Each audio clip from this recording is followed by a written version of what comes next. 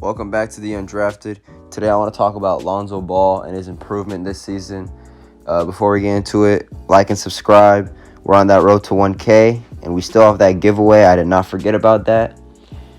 But let's get into the video. Lonzo Ball last night had 27 points and 7 threes. And he's been shooting, still inconsistent, but he has been improving a little bit. It's mostly the same percentages as last season, but this 27-point game is probably his best this year, and it was against a good team in the Bucks.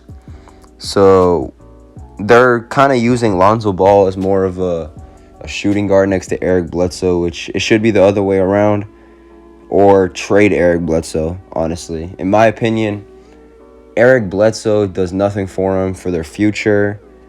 And right now, it's not like he's leading him to the playoffs or anything. Like, he's not a top 2, top 3 player on that team right now. Maybe top 3. He is playing better than Lonzo Ball this season as a whole. But Ingram is the best player on that team by far. And then Zion, number 2. And I'd probably have Eric Bledsoe or Lonzo Ball at number 3. Honestly, Lonzo could be that number 3 if he got more touches as the point guard. But they traded Drew Holiday so we can have the keys to that point guard position. But now they have Eric Bledsoe, who's also running the guard.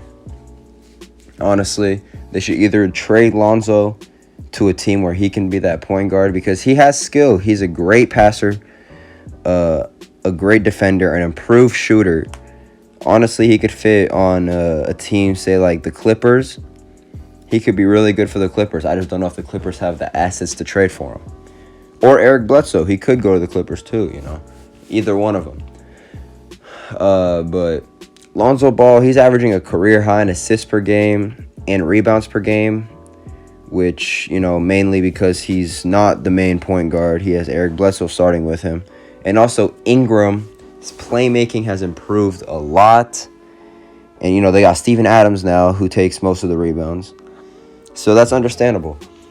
Brandon Ingram's his playmaking has impressed me a lot. He's leading the team in assists per game right now and points per game. But that's for another video. Lonzo is the topic. And I love his improvement. I called that he would be a top, 7, 8 player for most improved last season. He is averaging a career high in points per game with 12.9. But, I don't know if that's good enough to be most improved, especially with Jeremy Grant, Christian Wood, Jaylen Brown, Shea, all averaging career high in points per game by a lot.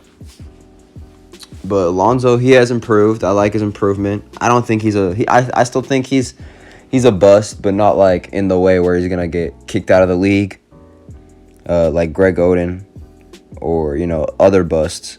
But he is still a great player. He's a bust. He was a second pick of the draft, and he's not living up to that second pick potential, but he's still a great player, and I feel like he still has some potential where he can average like 17 points per game, 7 rebounds, 7 assists.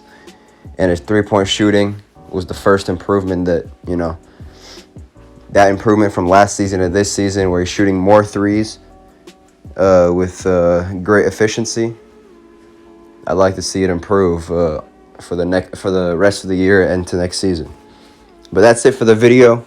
Like and subscribe, and I'm out.